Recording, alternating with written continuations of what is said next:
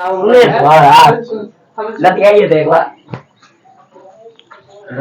को बेवकूफी है कुछ बोलना। चलो एक्सरसाइज 3.2 जी सर 3.2 नदी के नाम से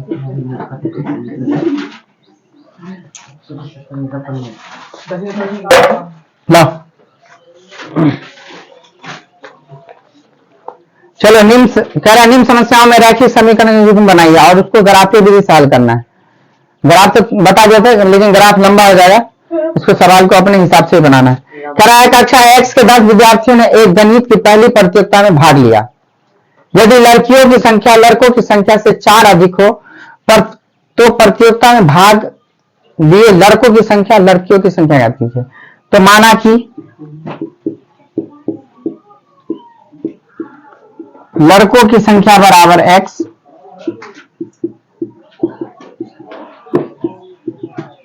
तथा लड़कियों की संख्या बराबर y।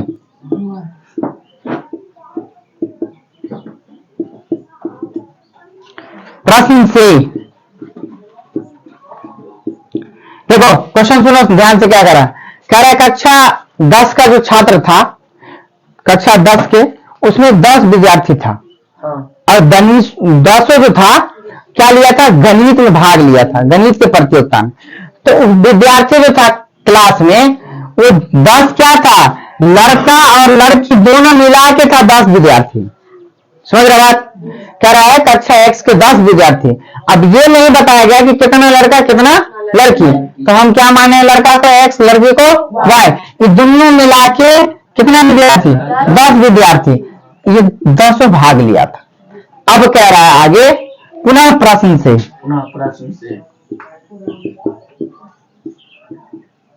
पुनः अब ये कह रहा है देखिए कि लड़कियों की संख्या लड़कों की संख्या से 4 अधिक है। यदि लड़का x है तो लड़की कितना है, y + 4 है। अब इसको हम y को उठा के इधर ले आएंगे तो क्या हो जाएगा, x - y = 4। अब तुम इसको विलोपन विधि बनाओ, प्रतिस्थापन विधि बनाओ या वर्ग गुणन बनाओ, आंसर तुमको वही ग्राफ विधि से बनाओगे। तो ग्राफ तुम लोग घर से बना के आओगे, ग्राफ के बारे में सारा बता दिए। उतारना है इसको, जल्दी उतारो। ग्राफ विधि से बना कर लाएंगे। हम क्वेश्चन यहाँ करवा देते, तुम ग्राफ घर से बनवा के लाओगे। बनवा के भी लाओगे, समझ के भी लाओगे, नहीं आएगा तो यूट्यूब पे देख लेना। हाँ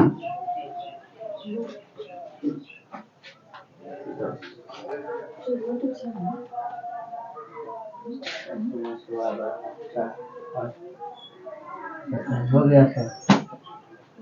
इंस्टाग्राम पे 2-2 मिनट के वीडियो से हो गया। अभी हमको उस पे फोकस नहीं करना है, करिए ना सर। अभी जो ये है हो रहा है इसको चलने दो, उसके बाद देखा जाएगा। चलो अगला क्वेश्चन देखो। अगला क्वेश्चन कह रहा है 5 पेंसिल तथा 7 कलमों का मूल्य 50 रुपए है, जबकि 7 पेंसिल तथा 5 कलमों का कुल मूल्य 40 रुपए है। एक पेंसिल का मूल्य तथा एक कलम का मूल्य ज्ञात करें। देखो माना कि मिटा रहे इसको, सर ग्राफ कल चेक करिए। हाँ बिल्कुल। माना कि एक पेंसिल का मूल्य बराबर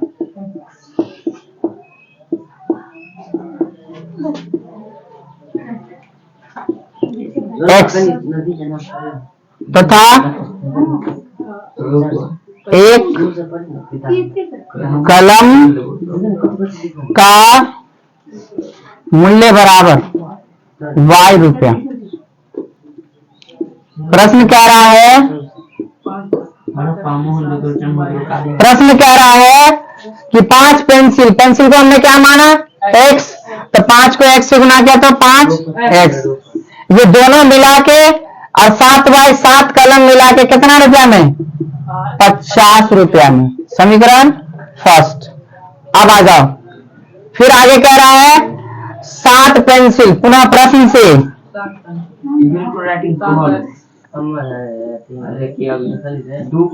पुनः प्रश्न से 7 पेंसिल तो 7x और 5 कल में तो 5y 46 रुपया।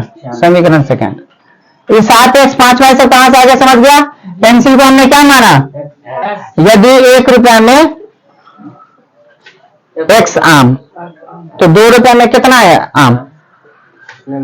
यदि 1 रुपये में x आम मिल रहा है तो 2 रुपये में कितना x मिलेगा? 2x।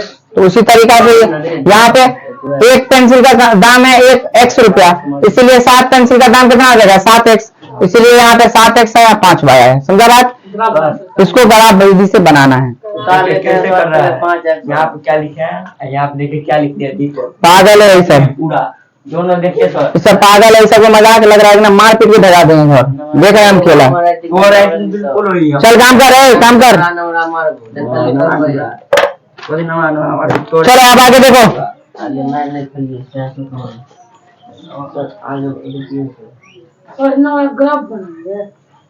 ग्राफ बनाना है बना लेना, नहीं तो ब्लू पेन विधि से बना के लाना। ग्राफ बस समझ जाना, कहानी खत्म। 5 नंबर में आएगा।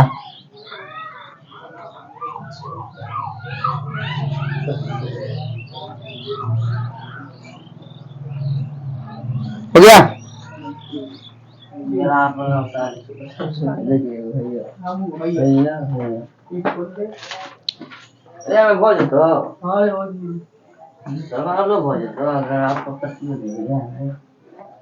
चलो देखो अब हम सबसे पहले अनुपात को समझते हैं, ठीक ना? अनुपात का मतलब होता है बट्टा। क्या होता है? अनुपात का मतलब बट्टा। देखो ये अनुपात हुआ,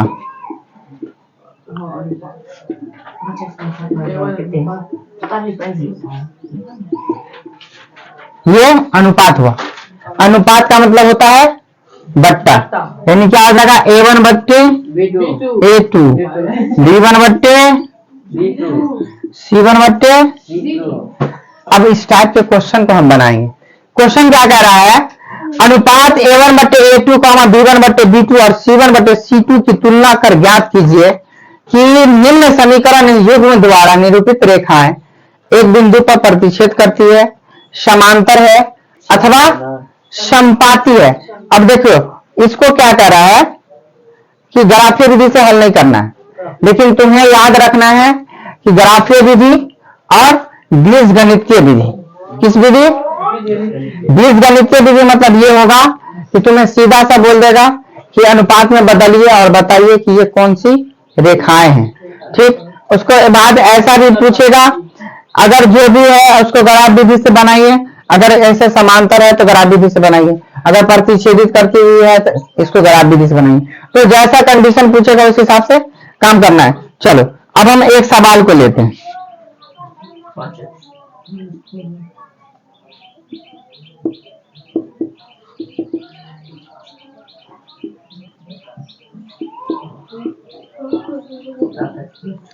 देखो इसमें कंडीशन 2 तरीका है।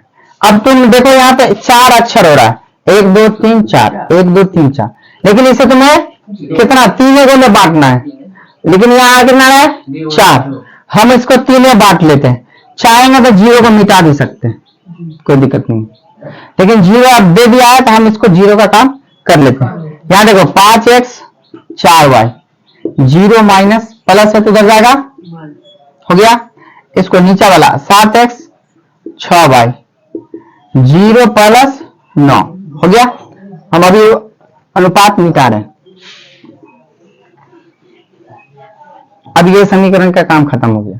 अब ये समीकरण आ जाएगा 5x 4y बराबर माइनस में 8 फर्स्ट, 7x 6y 9 समीकरण सेकंड, हो गया। अब पहला वाला जितना है उसको मान लो A B C, दूसरा है A2 B2 C2, A1 B1 C1, हो गया। पहला वाला को पूरे का माना है ABC A1 B1 C1, दूसरा वाला है A2 B2 C2, क्योंकि हमको अनुपात में 2 ही आता है, A1 बटे A2 B1 बटे B2, इसलिए इसे 2 कंडीशन में ही दिया गया जाता है। समझा बात? अब देखो अब फॉर्मूला क्या था अनुपात का मतलब बट्टा, तो A1 बट्टे A2 B1 बट्टे C1 बट्टे C2। अब जल्दी से किताब पलटा, हम फॉर्मूला लिखाए हुए थे, फॉर्मूला लिखाए हुए थे, जल्दी पलटाओ।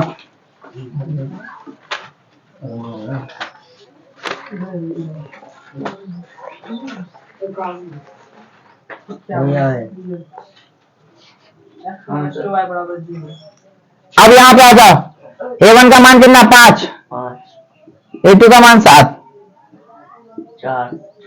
B1 का 4, 6, इसका 8, 9। अब देखो तो ये सारा बराबर है, बराबर नहीं है। बराबर है। अगर बराबर नहीं है तो ग्राफीय विधि में अगर पूछ रहा है तो ये हो जाएगा प्रतिच्छेदित करती हुई रेखा। किसमें? ग्राफ में। अगर ग्राफ में पूछ रहा है तो, अगर ग्राफ में नहीं पूछ रहा है, अगर बीजगणित निरूपण में पूछ रहा है तो ये केवल एक हल, जिसे हम कहते हैं अद्वितीय हल। क्या कहते हैं? कब? जब सब बराबर नहीं होगा। जब सब बराबर नहीं होगा तो ग्राफीय विधि में प्रतिच्छेदित करती हुई रेखा।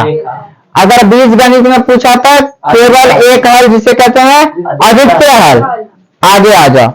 अगर मान लो कि सारा का मान बराबर है, ठीक, जैसे मान लो कि 3/6, 4/8, 9/18, सबको काटेंगे तो सबका क्या आएगा? 1/2।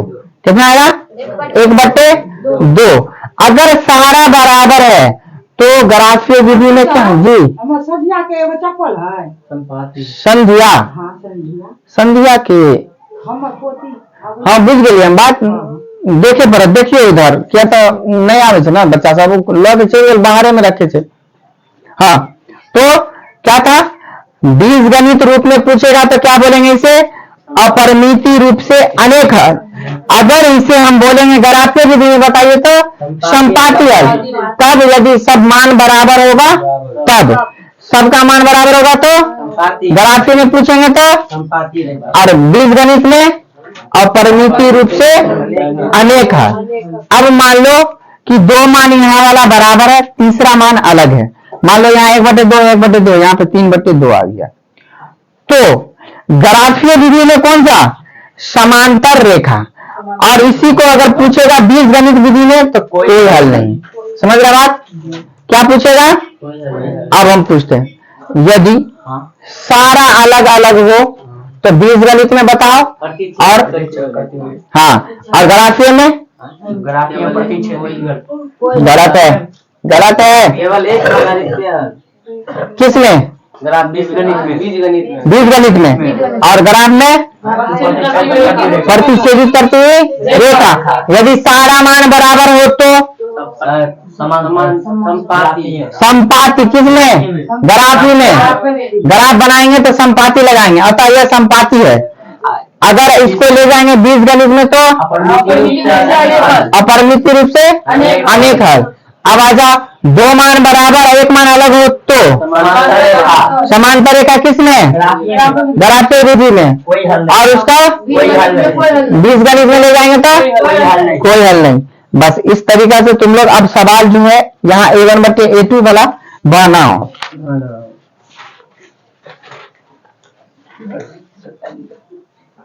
जल्दी बनाओ, चैप्टर जल्दी खत्म करो। वो तो बना दिया।